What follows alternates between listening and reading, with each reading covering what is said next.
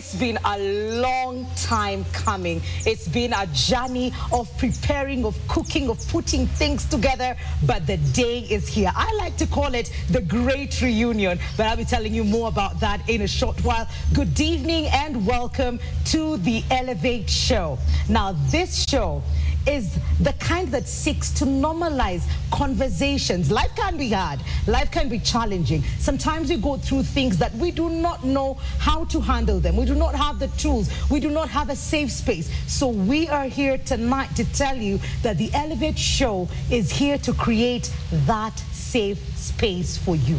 That it's okay to talk, it's okay to go through healing, and that in your vulnerability, that is where the strength lies. And I will not be doing this alone, because I said it's a great reunion, because the one, the only, I do not mince my words kind of man is here with me and will be with me every single Wednesday night for the Elevate Show. Please help me welcome the one, the only, Benjamin Zulu. Yeah.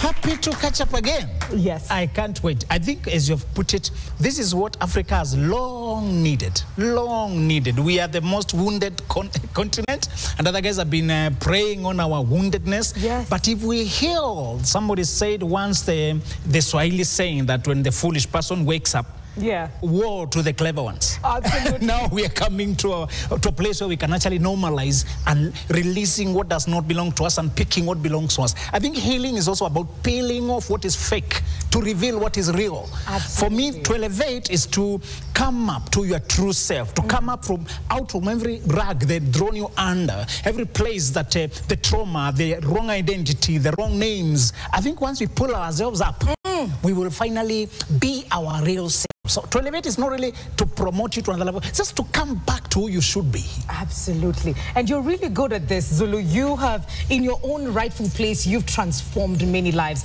And I think one of the questions that I keep asking myself, and I think I've asked you so many times, is where were you? Or who was that voice in my time when I was growing up? And I believe that this generation is very blessed to have a voice like yours. Thank you so much. And the Elevate is actually elevating us. To the catalyst. Absolutely. We are at the Karibu Inn along Wayaki Way, and we are not alone because we have an amazing audience. Please give yourselves a round of applause. Yay. You all look so lovely today. Mko ready kuongea na sisi? Yes. Today we are having a very conversation because it's happened over the years.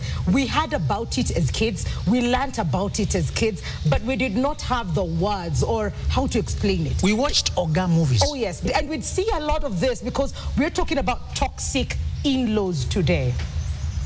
Toxic in-laws, because it's things that we're seeing.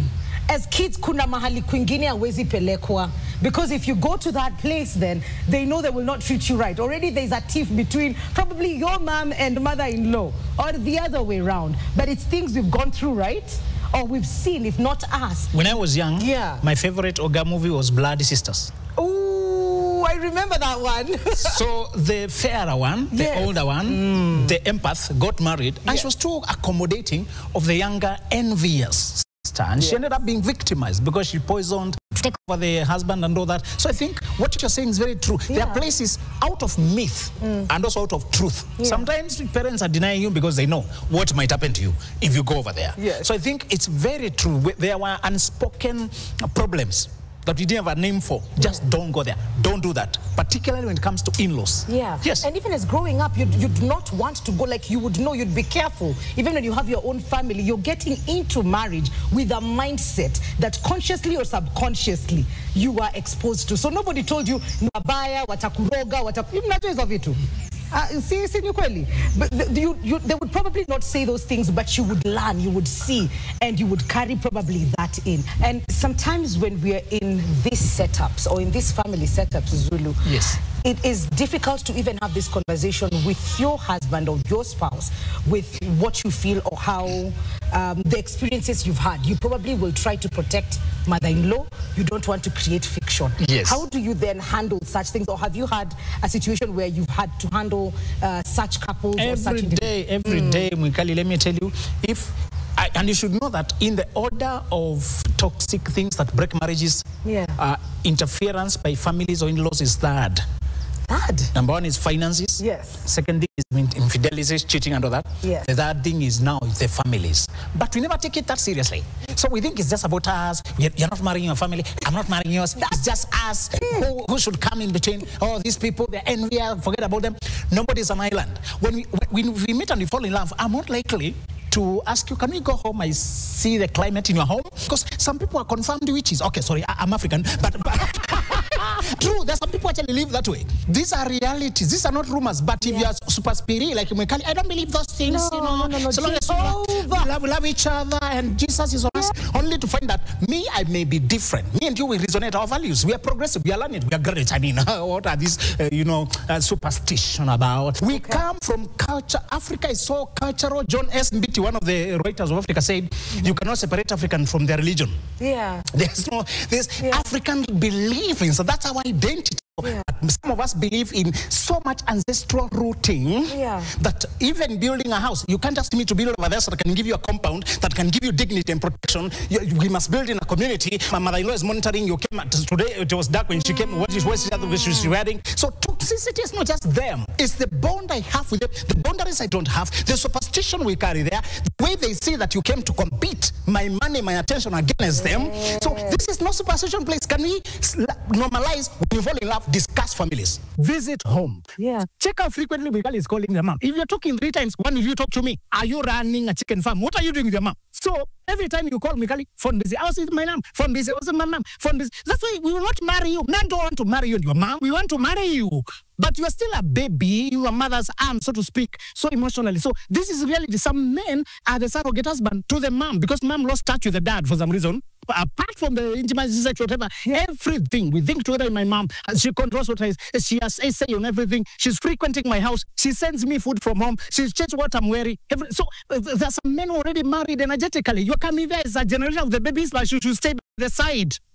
Falling in love here because we're in the city, all of this life hype and wearing all this. When you travel home, you realize you are kept by the side. He is whispering with his mother there for 2 hours.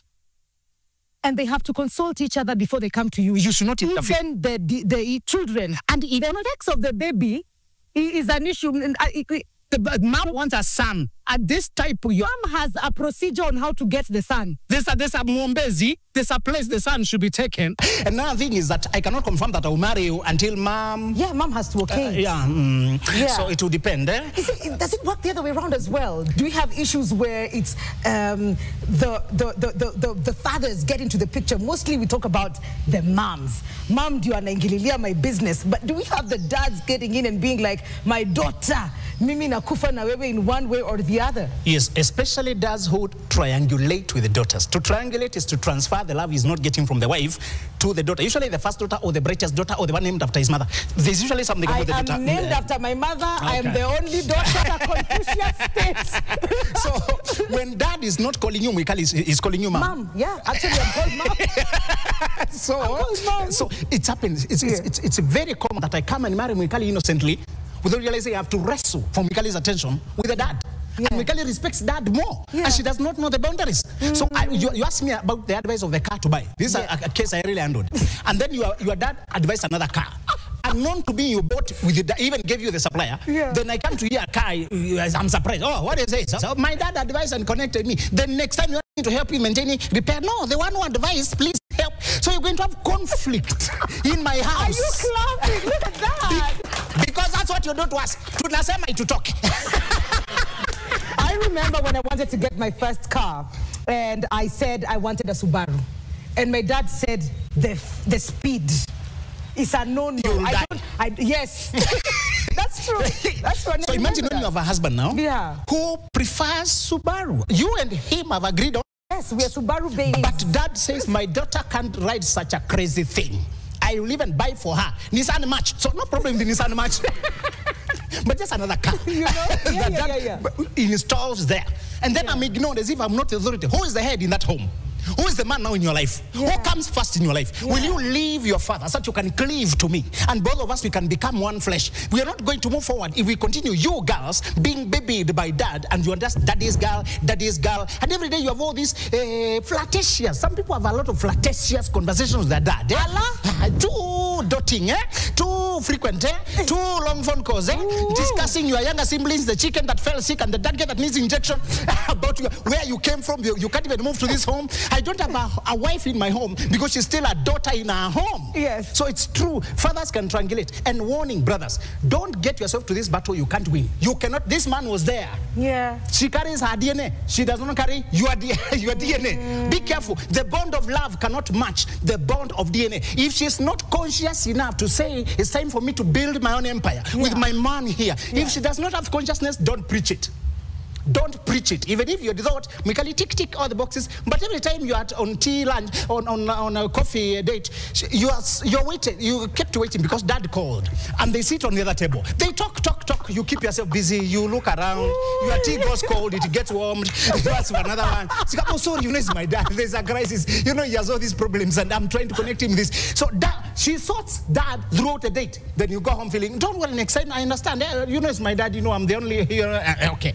Next time, the same. Bro, don't even argue. Don't quarrel with it. Jitoe pole pole. Oh my goodness. Don't preach it. Yeah. Brothers, if you preach Mwikali, she will change a little bit. I'm using Mwikali just as a guinea pig. She will adjust a little bit to marry you. Then they'll go back to their ways. Be warned, gentlemen.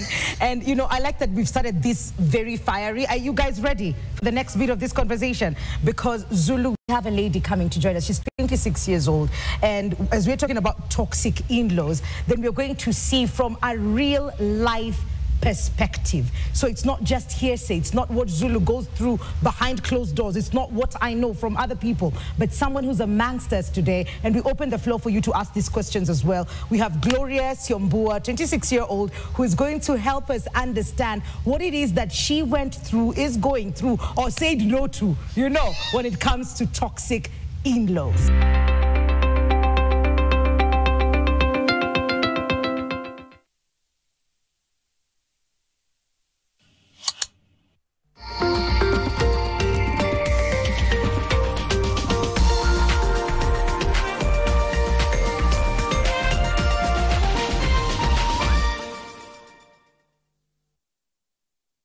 Dark marks keep coming back. Any tips? Double the vitamin C power.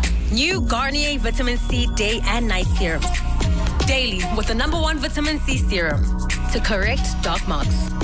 At night, new 10% vitamin C serum to help prevent their reappearance. Together, twice as fast dark mark reduction. The power duo. New Garnier Vitamin C Day and Night Serums. By Garnier, naturally. Buroti maguta, keja kwa mtaa mambo fiti. Nafungua bahasha wao nikismile. Mambo ni murwa, kop imesota. Biza maplot, nikasip tu. Kaniflota mboka, reti koto, nikasip tu. With just a payslip, get a mobile loan of up to 500,000 shillings or an unsecured loan of up to 9 million shillings. Visit a Cooperative Bank branch today. Cooperative Bank, we are you. Mandizi kiba pia sinakuanga ya yellow. I mean. Na raundi January tuna survive na maringos, manjoti, mabai, popcorns. All the bets up. Very nice. Very nice. Skuman January na Odibets. Wekelea kwa Odibets app upate za kupiga January. Odibets, very nice.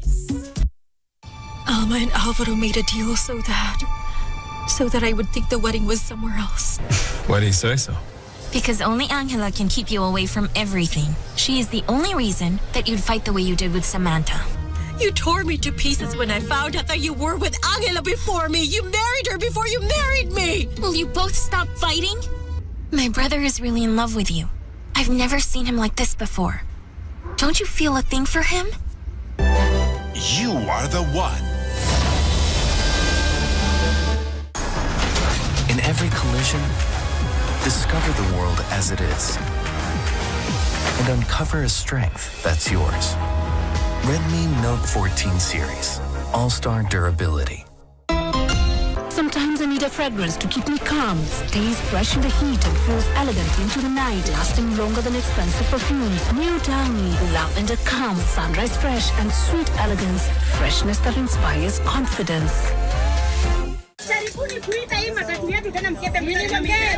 Hustle is survival.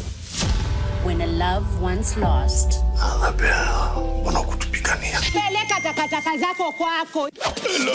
Catch these exciting shows only on Maisha Magic Plus on DSTV channel 163 and GoTV channel 3.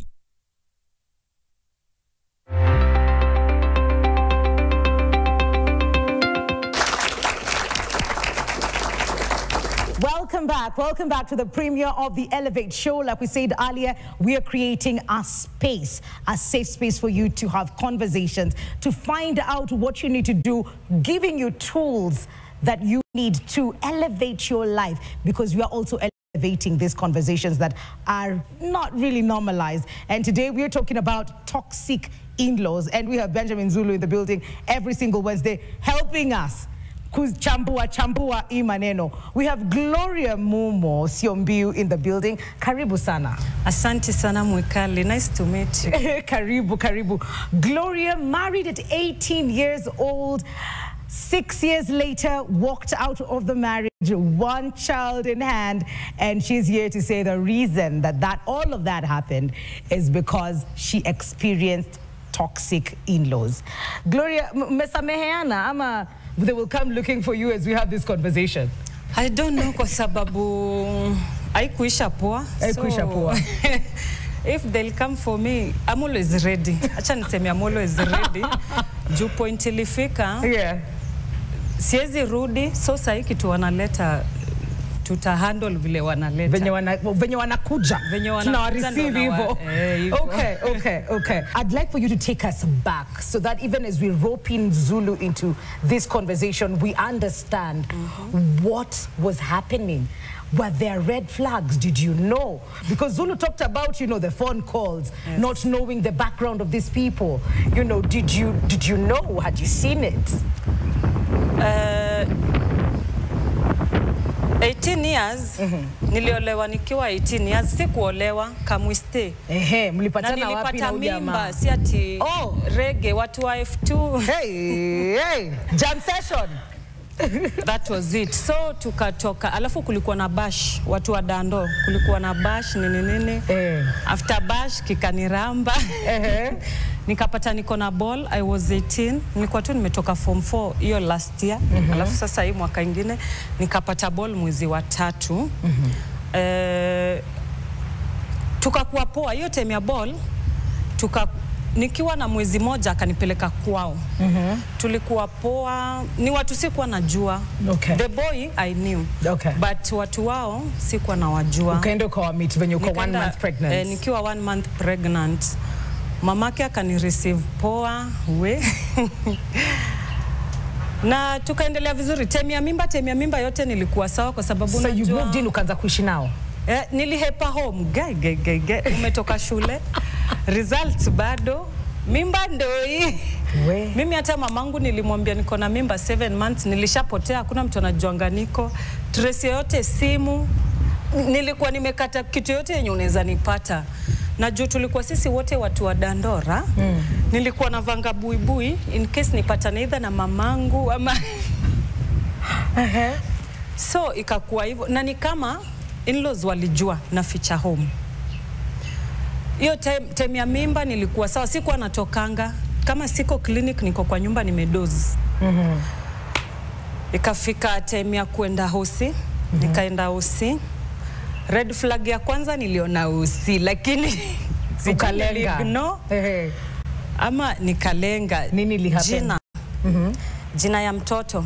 Kuna jina alikuwa anataka mtoto aitwe, and I'm like, kwenu sijasikia mtu anaitwa hivyo, mbona aitwe hivyo? Na like malaika alisema, na kukakuwa like an angel, si mtu anaitwa malaika. Like an angel said. Alilala kaota. Okay. Na kuna mtu anaitwa hivyo home. So hiyo time, imagine nimezaa na tuna fight hosi. We. Physical. Vita. Ala. Vita kwa sababu aliendadi alikuja kutolewa nje hadi na madaktari. Ilikuwa mbaya. Okay. Mimi nataka kujua mbona mnataka itwa hivyo na sijasikia kwenu mtu anaitwa hivyo. Na yeye anataka kusema ati ni malaika. Okay. Mimi ile tu udem nikamwambia itabidi urudi uambie malaika iwezi. Kama ni ngumu hiyo time ya mimba ujue nimepata na aunti yao. Yeah. Sasa nimejua watu hiyo time ya mimba. Lakini nilikuwa naisema tu ile itoke tumalize hiyo story. Nikamwambia itabidi urudi uambie malaika iwezi. Niliekelewa kofi. Niliekelewa kofi. Nimeshonwa, it was bad. Na mimi juu ya hasira nikainua dhamos pia mimi. Hiyo ndio ilikuwa ya kwanza na nikaignore. Na yeye pia akalenga hiyo story. Kesho yake pia akakuja usiku. Hatuko poa but tunaendelea. Tukiwa OC akaniambia mtoto kama hataitwa hivyo vile yeye anataka atamaliza 3 months. Atakufa. We, mimi nianze sasa kulia. Alafu niseme baby daddy. Sasa nitamuitaje? Muite tu hivyo. Baby daddy. Aongei. Hii time yote huo ni mamangu, hakuna kitu tunaweza do. So nikaona hapa kwa akili yangu nikasema hapa nikuje. Na mimi pia siwezi sema home kwa sababu naona vile nilitoka home sikutoka atifiti. Yeah. So pia home sitaki nianze kuambiwa ati si ulihepa. Pambana na hali yako. So hapo unavumilia. Liwe liwalo itawaka. So mmetoka hospitali, fight ya kwanza imehappen. Tumeenda nyumbani. Tumeenda now home. You have a husband, quote and quote. You have a mother-in-law that you fought in hospital. Jina ya malaika umekataa. Hii maisha iko aje hapa nyumbani? Umeshakula kofi, umerusha thermos. Hey! Bedhe hata mamangu atashtuka sana juu mimi hizi vitu nasema hapa sijai. Mimi ni wale watu unyamazia hivi kikiniramba kimeniramba kama mjuu ya mtu anicheka mimi. So I never talked about it. Nikanyamaza na tukaendelea. So after 3 mtoto akaendelea vizuri, nilikuwa na communicate na shosho yangu but mamangu sikuwa naongea naye. Namwambia huku nimeambiwa hivi, ananiambia usijali. Wewe tuendelee. Aya, so after your time nikaka. After 6 months wakaanza kukuja. Sister-in-law ndo anakuja analeta 1 2 3 unaambiwa ati imepeanwa na madhe. Mimi sikatai. Mimi uko hata nishatoka, mimi hiyo story mimi siko. Tukaendelea tukakaa. Tukaanza sasa tumeacha mother-in-law kando, tumeanza sasa kupigana na huyu sister-in-law mwenye anakujanga. Mimi sijui mbona in-laws wako so entitled na vitu zako. Sielewi mbona ukuje kwangu bebe, nitasema tu vile ilikuwa. Ukuje kwangu bebe hotpot yangu na thermos na nimekupea vizuri na ukatae kurudisha na nikikupigia simu alo mambo says zile vitu zangu niko na chama Sunday, unaambiwa ati acha kuniharakisha ni pesa bratangu. Pesa bratako na hajanipea. Hapa pia ni red flag ingine but nikalenga. Mimi nikangoja baby daddy jioni nikamwambia. Kitu yenye anaweza niambia ni ati ni familia yangu tutanunua ingine. Kwa hivyo hata simama akudefend. Sijaiona. Sijaiona mali. Naona ange stand up tungekuwa bado. Kwa sababu relationship yenu mkiwa wawili ilikuwa aje? Iko sawa. Sisi tukiwa wawili iko sawa but unapata yani kama vita zenye anapata huku aongei. Makasiriko ikitoka huku ni mimi ndo anakuja kuniambia. Juu na mimi ilifika point nilikuwa nikipatana na wewe na baby daddy alikuja kaniambia na kupigia huko kwa barabara. Physical tena? Shida na kuanga na hizo shida ya makasiriko. Sijuangi kujicontrol. Tukaendelea after 1 year walifanya birthday home. Mtoto ni wangu na siitwi. Mtoto alifika aje huko bila wewe? Baby daddy wametoka na mtoi, sitamkataza. Tumetoka hapa nje nimempigisha tu luku vizuri nini. Wanaenda birthday bila kukuambia. Awanisho. Ni basha wanisho. Mimi nikiwa home nikachukua simu yake, nilikuwa tu na si kwa na hii simu by then, so unaona nimekata, sitaki mtu anaweza ni trace. So nilikuwa natumia simu yake, nikaangalia naona birthday ya 1 year. Na muuliza mulieka bash? Ati Madhi aliekea mtoto bash sijui nini. Nikamwambia ni sawa. Hiyo pia mimi nikalenga. Ilifikaje mahali penye pengine ukiangalia kwa hiyo jani yote? Mahali yani ilikuwa hii sasa imenifikisha hapa. Siwezi endelea kwa sababu now you're getting it from the sister-in-law, mother-in-law, na pia baby daddy hakudefend if anything, kama ni hotpot tutanunua zingine, ni familia yangu tutafanya aje, but ni wapi ni kitu gani kiliwahi fanyika kenye ilikufanya ufeel I've had it? Mimi tukikosana na wao sikuwa naambia mamangu nini. So kuna time imefika yenye sasa ilifanya sasa hatuwezi endelea. It was bad design. Ine tulipigana vizuri. Ushaipitia jani fulani umechoka yako yote uko like sasa kama itakuwa ikue, kama itakataa pia ni sawa. Ine nilimtandika vizuri. Ni nani sasa kwa sababu unajua umepiga kelele madai. So aliendelea kukua bado kwa maisha yako, bado anafanya vitu zinakukwaza. Hii situation ilikuwa gani ili anaenda home kitu kidogo, mbona mmekuja kwangu siko mnafanya 1 2 3, si mnachadi mmeosha vyombo jamani? Nikirudisha in case nirudishe huku juu sasa niliona hata ukiambia baby daddy aongee, so nikajua nitapigana na nyinyi direct. Aya hiyo siku nikapiga simu nikawaza mlikuwa kwangu hamjafanya 1 2 3, wakarudisha report kwetu kwa mamangu. Sasa ala Madhi akaniuliza nini naendelea, mimi namuonyesha tuko fiti, si tuko on. Kumbe naye pia akanyamaza. Haya tukaendelea. Hiyo sasa ni mara ya kwanza wameenda kwa mamangu. Tukakaa kwetu, si atuishi mbali na mamangu na mamake, tuko tu around. Haya nikienda kwetu ni shida, mbona naenda kwetu na siendi huko? Kitu yenye sasa niliona ni shida hapa mali nikisema no. Nikisema twende chachi yetu ni chachi yetu. Ukisema no temi yote nimesema no, tulikuwa tuna fight. Jumistaka nitandikwe, anataka kunitandika. Mimi mamangu anitandiki, unataka kunichapa? Na alikuwa ananichapa ukweli, msinijaji ati nilikuwa napiga huo mama. Alikuwa ananichapa. Mtu anakuja kwako kukutandika. Tulikuwa tunafanya 50-50 na baby daddy. Mimi niko job yako job. Tunataka kuishi nyumba poa. Tukienda nyumba poa, wale watu hii waleteni wanaweza ishi hapa. Na waambia hapana, hatuwezi kwa sababu hapa tunajaribu ndo tukae hivi vile tuko. Lakini wao kwa akili yao ni kwa bro yao. So the moment nimesema no, mama atakuja asubuhi. Na akuji vizuri, mimi nimekuja kuvuruga. Anakuja vita. Na mimi sasa niko ready kupigana back. So this ikafika mwisho kabisa. Kwa sababu nataka to rope in Zulu. Because I've seen you nodding, I've seen you taking it all in, and I don't know where to begin. Because honestly, if you come at me na ngumi, kuna venye hiyo turn the other cheek. Thank you. You know, the other fist. I'm not so sure what to do at this point, but I don't know what your deductions are, and if you have any questions pertaining the story that we've just heard. Just a quick, Gloria talked about mom na nyanya. Where is dad and grandpa? Wangu. Umeongea about mamako na shoshi yako. Mimi sina baba. Grandfather ako, but niko kwa shosho sana kuliko. I roped that in to show the presence of a dad.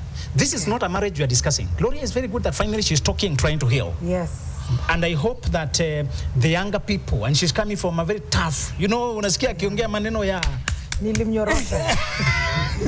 Uwezi kaa upigwe jamani. Nilikaa osi nilipigwa nikanyamaza, ningeuliwa wase. So ilibidi nijisimamie juu huyu anitetei. Because there's no father to protect this girl.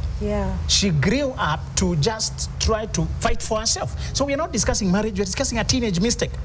She said she was not thinking about marriage. She just went to a party, lost herself at a moment. She got roped into something. Then she had to run with that guy, then block out her people, then try to figure out who is this, what kind of people are this, what kind of situation. So this is not a conscious marriage. No. This is an entanglement. They were not even in-laws because there was no law. There was no certificate. You need to be, there should be a law for them to be in-laws. And there was no law. So this is a child who lacked guidance. For me, my heart bleeds to see daughters like this who are born and left. Because where is the father? Men today, we have just become sperm donors, breeding bulls. We get children and we disappear. Now here, she's fighting other men. How can you beat a woman in maternity, man? She just gave birth, man. How do you come there to bully? I mean, but this guy was so delusional. Ameota ndoto malaika amepeana jina. You know. So I think what we need to pick, and thank you, Gloria, for sharing your story, to volunteer to teach us this principle. The principle is this. She did not know the word constitution. We set a constitution before we get married. Or now you shall handle your people. Whenever you get married, it's your partner to handle their people, not you. You must never deal with my mother. Never deal with the in-laws because they always have a upper hand. This is our child. This is our son.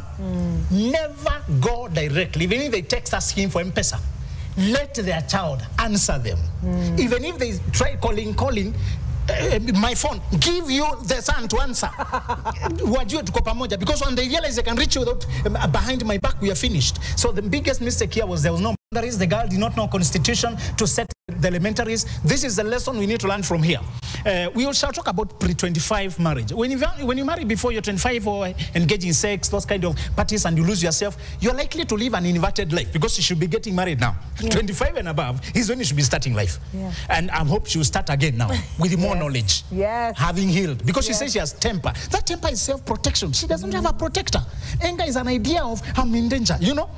Let me try to protect myself. Unanikujia na mimi nakukujia juu. Sasa ndaketi hapa uniue. Sina mtu mwingine wa kunipigania. So that's all she knew. But now she will learn safety. To marry a safe man. Not one you have to fight with, but one who nurtures you. So the principle here is that there was no agreement in advance. That we are marrying me and you, and whenever there's a conflict, you shall handle your people, because you can put your mother in her place. You can put your dad in her place. I cannot put your mother in her place. She'll just put me down. Who are you, by the way?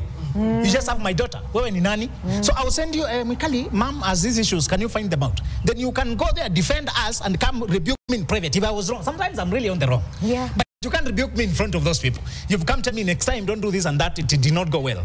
Privately. Just to say, she did not have a protector in the husband and in the father. That's why she was so alone and fighting. Do not get into marriage before you agree. Whenever there's a conflict and a dispute, what shall we do with my people? Sometimes it's not quarreling, it's demanding for money, demanding for space, trying to bring watoto. We are bringing our children to your home.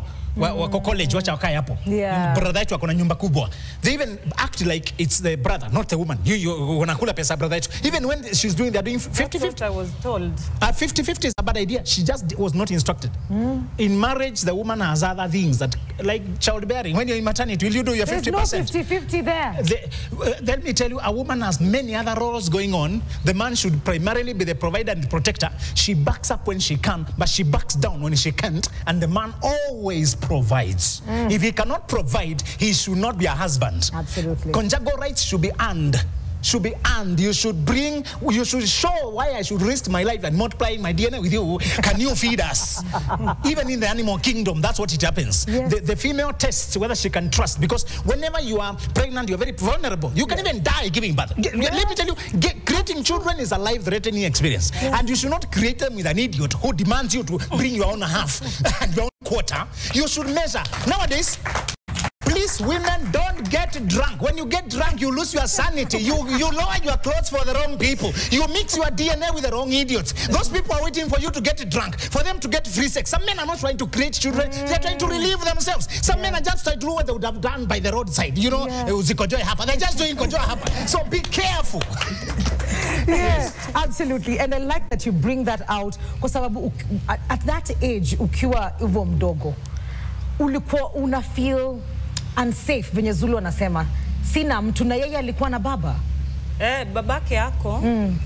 but hawayuko pamoja na mama. But he's a man. He does not need a father. He has muscles. He has authority. He can box you. He can say, I'm the man. I'm the man. Where we submit. A man, even when he's alone, he can bully many women. That's true. Yes, he does not. The backing of his mother was enough toxicity.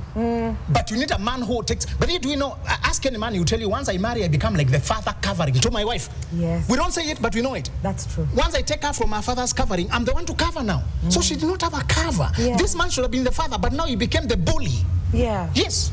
And when you have these conversations with him, alikuwa anaweza hata kidogo kusema atuongei. Hata hiyo time amuongei kabisa. Ona, sister yako amekuwa hapa amenikosea. Nilisema uachane na wao. Na hivyo ndio atakuambia. Nitalia hadi asubuhi kwa sababu naogopa kurudi home. Na mimi sasa, mimi sijui ni ujinga ama nilikuwa narudi tena kuwaambia pole. Au wenye wanakupeleka. Si unataka waniangalilie mtoto nikapige aso. Oh, so you'd leave your child there so that you can go work. Na kwenye nyumbani eventually ili kuje kuambia mom, and the option for you was there, ilikuwa option kabisa kuweza kurudi nyumbani ama uko hata umeangalia kama option? Sikuwa nakatazwa kurudi home, but I think nilikuwa na ile uoga ya nimefail madhe. Babangu alikufanikiwa mdogo. Mama ametusomesha. Nimeona hiyo struggle iko home. Alafu tegemeo ndo hiyo.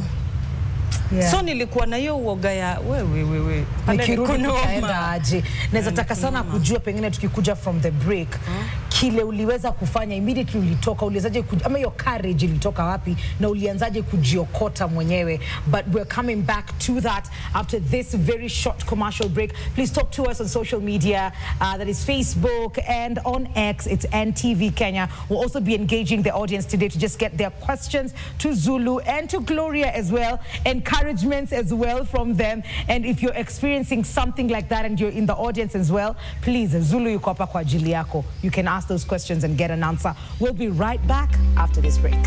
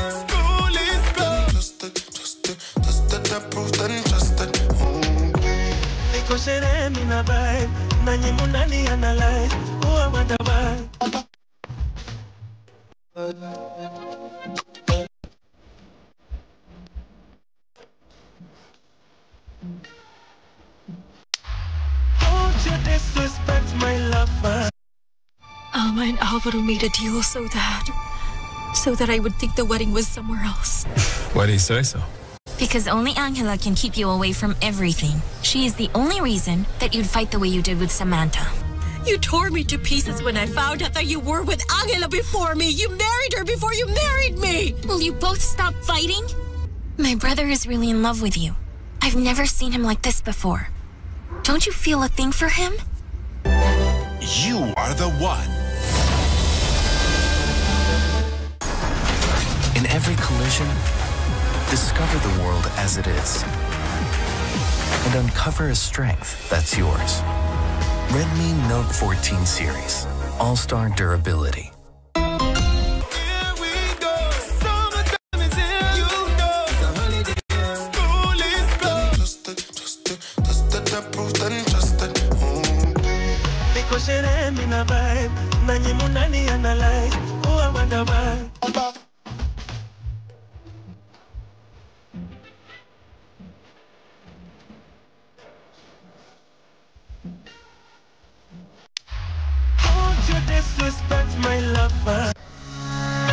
My name is Eric Kibuba. I am currently the chair of the NSK Night Match. The second edition of the BD Golf Classic is indeed an important event for our members, for all advocates.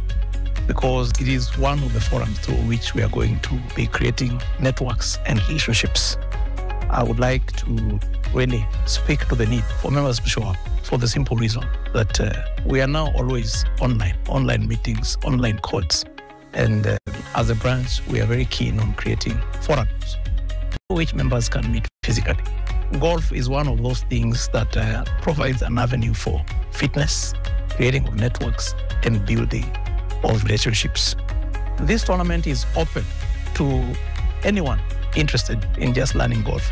You can sign up for this event by reaching out to the LSK Nairobi Branch Secretariat. So, learned colleagues, I'd like to take this opportunity to welcome you to a day of fun, golf, excitement, networking, and building of relationships on the 28th of February 2025 at the Royal Nairobi Golf Club from 6 a.m. in the morning. Karibuni sana and see you there. Tired of endless scrolling? Say goodbye to the chaos. Introducing the all-new Business Daily website. Experience seamless navigation. Immerse yourself in a world of more videos and more podcasts. Discover more with our enhanced home pages. Engage like never before with our interactive tools. Join us and elevate your reading experience today. Business Daily. More possibilities.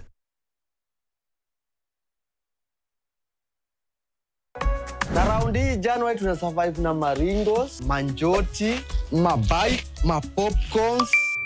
All the bets up. Very nice. Very nice. Skuman January na Odibets. Wekelea kwa Odibets app upate za kupiga January. Odibets, very nice. Hustle is survival. When a love once lost.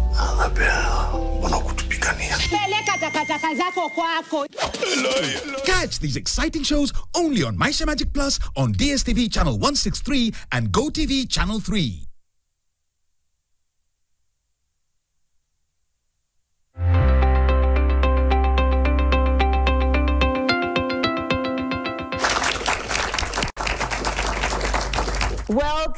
Welcome back to the Elevate Show with me, Mwikali Mary, and Benjamin Zulu.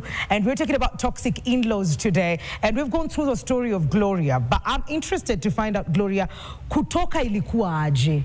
When you decided, I am stepping out, I am going, it's enough, did they fight? Where did you go? Because you've said home was not an option. So ni wapi ulienda na how long has it been since you walked away? Ndo sasa tukuje kupart ways. Nilikuwa nimekaa home, nilikuwa nimetoka job, nilikuwa nimekaa kwangu. Alafu I get a call from my mom. Hapa kuna barua yako toka kwa wenyewe bana. Ha? Barua ya nini? Wamepeleka barua home nitoke, hawataki kuniona na kijana wao.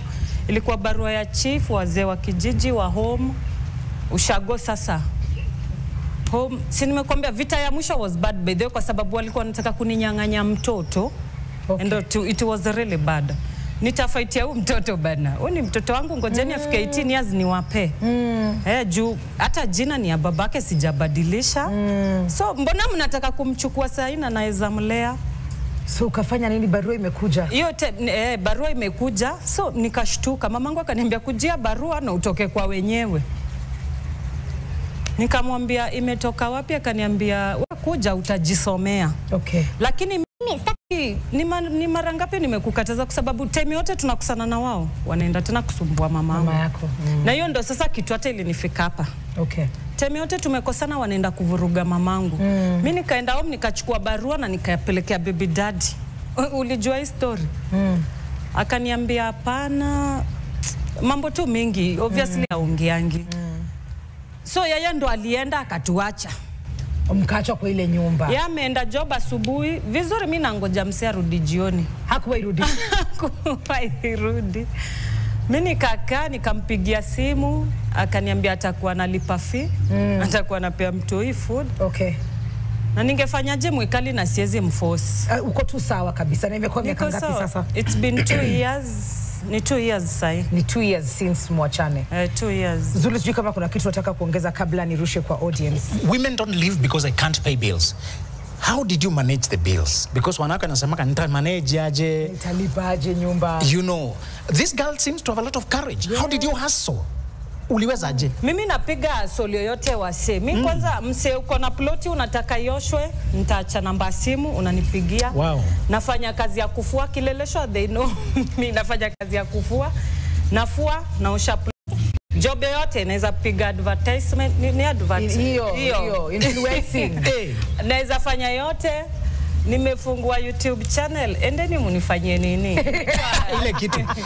Sawa Gloria. I think that's what women lack. Yes. That's the message you should take home from this girl. She said, I'll do everything just to get out of being a slave. Alijirealize ameshajitega. Now, Kona, this is a toxic system. I hope you can see, she's not just dealing with a toxic guy. It's our whole clan. Wanaenda kwa chief, wanaendea barua, wanafanya hivi, wanapeleka kwa mamako, you know.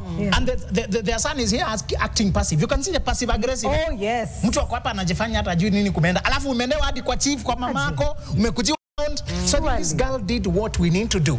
Sometimes when we men, we are the victims. You know, men, we are not allowed to talk. Men are not supposed to cry. You know, we are tough as a lion, you know? So men cry to a bottle of beer. Men cry to betting. Men cry to drugs. Men cry to casual sex. Men are not allowed to say, imagine she did this to me. Waliganga puote. Anganivi amenifanyia hata say anything nimefukuzwa. Men are not allowed by society. I want to encourage men. We have therapy. Kenya has registered counselors nowadays. Just go online and check licensed counselors. Talk online, bro. Book a session, bro. Don't die. This girl did what many men need to do. Absolutely. Men have been cornered, particularly gentlemen. You know, not bad boys. They're bad boys who can kick you and leave you there. But the men who have a heart, they care. Particularly ukipata mtoto wake, haezi ondoka na they pity their child. So what this girl did is what many of us need to do, to just say, even if I have to swim, even if I have to, you know, wash manyumba za watu, nifanye boda, niuze mandazi, you know, this is the kind of girl you want to give a hustle, because instead of begging, she's saying, give me kazi, nijisaidie. You know, I think that's what women and men need to know. Sometimes those who feed you, they learn that you need them so much, and they start killing you, poisoning you, because whoever you give the power to feed you, you also give them the power to starve you, to poison you. Sometimes you need to take back the power and say, I'll feed myself. And this closing remark about creating children. Be careful the people you create children with. You can walk out from them without risking your life. There are people you create children with and they'll never give you peace. When they get an idea that you have peace, and this girl is very courageous, because when you do talks and they see now people are giving you attention, you're actually moving forward, umeanza career zako eti uko na YouTube channel, sijui unajituma, they come back. Tumekuja mtoto wetu, they go for police abstract, they come with the goons, they threaten your life, they send you dirty messages. People have to run away from other cities. Just to tell you, we have reduced sex, used to be sacred, to a sport. To a meeting allowance. Due to my meetup, sasa ni aje, unadai aje. And just like that, we create children. We are creating babies with the besties. Nowadays, we don't even need to be married. We have made it this little. And then we forget that the child will be a human being like us. All this conversation was about her and the baby daddy. What about the poor child? What will be her story or his story? Is it a boy or girl? A girl. What will be her story? One day she'll be a person like us. Nilisikia wazazi wangu walipigana wakapelekana kwa chief. Nilisikia walirushiana machupa. Hata kwa maternity walipigana. I know. I hope she'll be done through therapy. We have children counseling. I'm just using an example to say, let's be more mindful. This girl was too young and unguided. This was not a girl who was careless with life. She was just unguided, like a child. Just to say, if you are in that situation, feed yourself and go out there and hustle, and those who used to control you will have no power anymore. Absolutely. And our audience today, it's your time now to ask the question, to comment on Gloria's situation, and ask Zulu if you're going through it or would like to get more insight. So we have first question, comment. Yes, please. Mine is just to compliment young men who are here, in as much as we want to fulfill our desires for sex or any other, I think these are an open discussion. Yes. So I think let us consider the age, first of all. Let's consider whatever is going to happen after that, after having that sex, or whatever is going to happen after that. Self-control. Secondly, to Gloria, you are a powerful woman. Thank you. 26. Very powerful one, because if you are currently hustling, kujituma ni real. Kama unajituma sahi, yet you are past all those things. you're such a powerful woman, and all the girls here, I think these are a girl that is worth emulating, worth embracing as well. So mine is congratulate you for that. Thank you. Maybe a question to you directly. Yes. Now, hii time ya kupigana yote mnapigana kwa hospitali. From my understanding, you were just 18. Yeah. Ama ulikuwa age gani? Age bracket yako ilikuwa gani between hii time mnapigana yote? Sijui unapigana na mashows, sijui unapigana na na wewe ni kuna nguvu sana na uko na pesa. Kulelewa ghetto na umelelewa na single mother na yana enda kuhustle, utapigwa na jirani. Alafu mimi niko na brother yangu mdogo. So time madhi ameingia mother lete mdomo kwa ploti, mimi ndo nitamaliza kabla madhi akam. Huyu ni ndugu yangu. So mimi nimelelewa najua kujipigania. Yeah. Hivyo nimelelewa huyo afai kuchapa brother yako. Mimi ndo naangalia u bro. Yeah. Usimuguze. Yeah. Mimi nimelelewa hivyo. So your age gap ni 18 to 24. Your story yote umesikia? It happened 18 to 24. 18 to 24. Alafu huyo baby daddy yeye alikuwa mkubwa kiasi gani ama age bracket yake ilikuwa gani? Nikiwa 18 alikuwa 20. Congratulations, you are a strong woman. You're going for. What's your name, sir? My name is Maxwell from the East African Youth Network Organization. Very good. Yeah, and also from Radical Group. And I think Maxwell has passed a point to men that erection should not give you direction. Yeah, I can't see the men clapping enough. Can you clap harder? Yes. He has said you should try to think, what if the seeds you are sowing germinate? Yeah. What if the doors you are knocking are opened? Yeah. And then, are you ready? When boys are young, tunafunzwa kuingiza mstari box. Wengine wakiingia box hawatokangi. Yeah. What will you do? Uko ready? Questions. In most of our cultures, especially in Kenya, find men are supposed to take care of their parents, both financially and emotionally. So, what do you think? How does it affect marriages, the relationships, and how should we approach it? And lastly, our generation is, how is our generation tackling the issue of unfair in-laws expectations as compared to the older generations? Yeah, of course. Bro, thank you for speaking for men. And just kicking, I'm expected to take care. Yes. You refer to the second question, but let me answer that first one.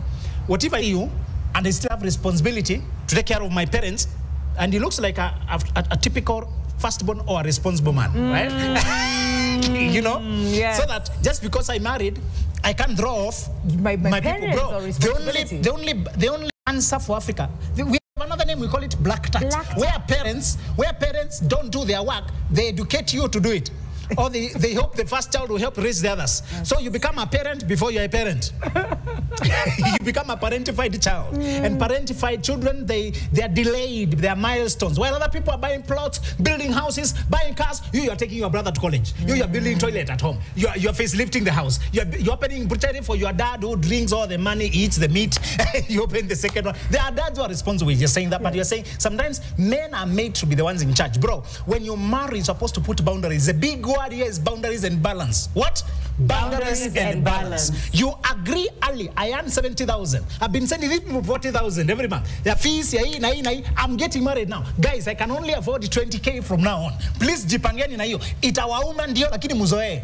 I also need to move forward. Bro, if you don't do that, you delay getting married. You bring Gloria. They say, this one is bad. Don't marry. You bring Mwikali. We don't want them. They'll keep refusing you moving forward because they stand to lose. So, bro, put boundaries and balance. And please discuss with a coach, discuss with a counselor. Because you have good heart. I can see Geoffrey is a good-hearted guy. You're likely to care too much. You look at your mother who needs medicine for diabetes, and you are the other one who might drop out of college. The other one who needs. You've been holding them like this. You don't see that they were supposed to be carrying their own burden. They just learned that you are soft to carry for them. Prepare them. Do slow winning. You're marrying next year. Prepare them from this early. Guys, we need to do something. Start chicken. I'm giving you, do what you can, because next year I'm going another direction. I can only do this much. I'm sorry, guys, but if I stay here, I'll become resentful. Let me finish by telling you, women, there's a symptom. We even in psychology gave it a name. And before I forget, Gloria will give you a free counseling session from my organization. Please contact. We need normalized counseling. Bro, if you don't do this, the women have delayed marrying because their biological clock is more sensitive. Akina Geoffrey, they can marry at 48 after educating everyone. Yes. But if Mwikali tries at 48...